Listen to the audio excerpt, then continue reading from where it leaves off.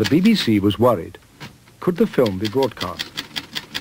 Mayhew himself was all in favour, but expert advice was called for, and a special committee of psychiatrists, philosophers and theologians assembled. Amongst those shown the film was Canon Besser from Cambridge University. From a religious standpoint, he felt Mayhew's mystical adventure had been obtained on the cheap. The others agreed, and the committee had no hesitation in reaching a verdict when asked by the BBC whether or not Mayhew's experience was valid. The film was never shown. I think that the experience was valid. I think, for the reasons I've given, that you can dismiss it as a dreamlike hallucination which lasted a fraction of a second, owing to the disintegration of my ego and so on. Or you can say with me, it was a real experience which happened outside time. And that is my view. And for various sort of associated symptoms, I would say that on that occasion, by a shortcut, I did visit the world known to the mystics and to some mentally sick people. And therefore, to that extent, I'd say it is valid. Huxley, too, was attacked by theologians. The Roman Catholic scholar R.C. Zehner wrote an article dismissing the doors of perception. He argued that wide differences in people's response to the drug cast doubt on individual claims to enlightenment. So that he could write with authority, Zehner arranged to take a dose of mescaline himself. Overcome by hysterical laughter, he found the experience to be spiritually empty, and he concluded that Huxley's claims had no more credibility than the delusions of a lunatic. Zehner maintained that the visions of the great Christian mystics were something entirely different. Those who believe in the value of psychedelic drugs see no clear distinction. I believe that the experiences one has under LSD are very similar, even identical with mystical experiences. There has been discussion along this with scientists, but if you compare the reports of mystics, of the saints, the text reports with reports on people who had mystical experience under LSD, you cannot find any difference. Can the mystical experience of saints really be duplicated by chemical means? 30 years after R.C. Zehner raised the question, his successors at the University of Oxford are still debating it. One of them is Richard Swinburne of Oriel College, who is Nolloth Professor of the Philosophy of the Christian Religion.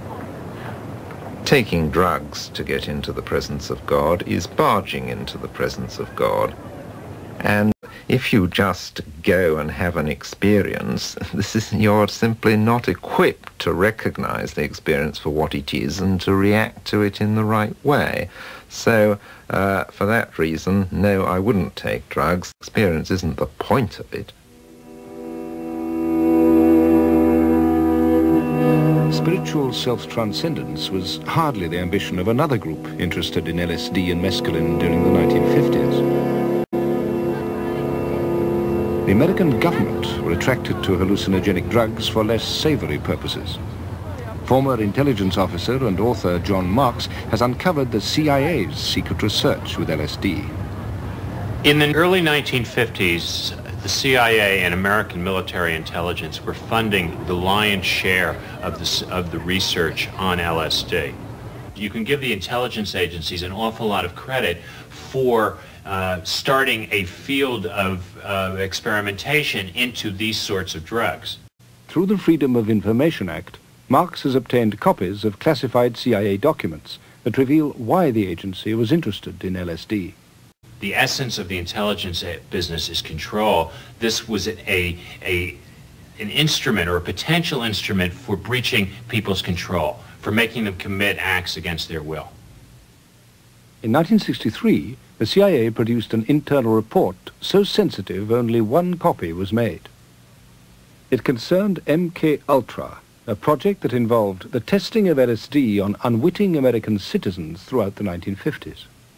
Given the fact that the CIA felt it had to do that kind of testing, they had to find unwitting test participants who, by definition, couldn't be told they were being given the drug.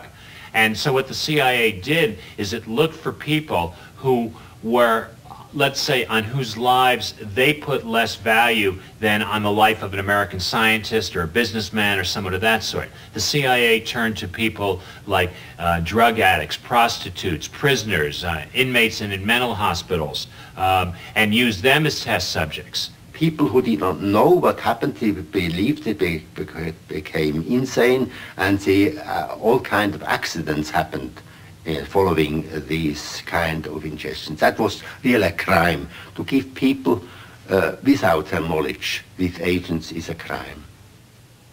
The American military were also experimenting with LSD as a potential weapon. Here is a group of normal soldiers responding correctly to a series of routine drill commands. After receiving a small dose of LSD, they're confused and undisciplined. The idea was to spray the drug on enemy troops.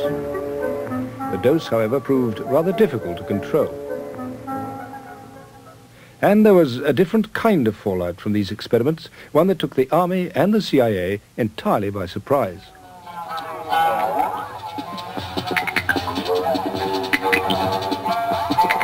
Civilians exposed to LSD began to do strange things. I believe with the advent of acid, we discovered a new way to think.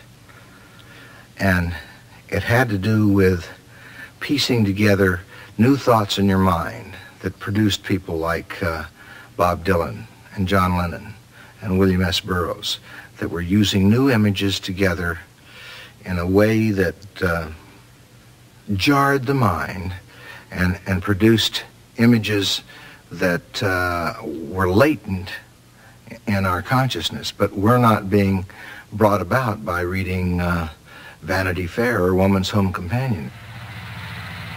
In 1960, CIA-funded researchers at the Menlo Park Hospital in California were paying students $40 a day to take LSD. One volunteer was Ken Kesey, psychedelic folk hero, author of One Flew Over the Cuckoo's Nest, and today a farmer in Oregon. You were in a little room pretty much by yourself. There was a window with wire grating on it, and through that window you could look out and see a lot of people out there who understood a whole lot more what you were going through than these doctors. And my metaphor for the thing was, it's as though these people had discovered a room, and they thought there was something in that room of value to them, but they didn't want to go in there. So they hired students to go in there, and after enough of those students came out with a wild look in their eye, they said, close up that room and don't let anybody else go back in that room.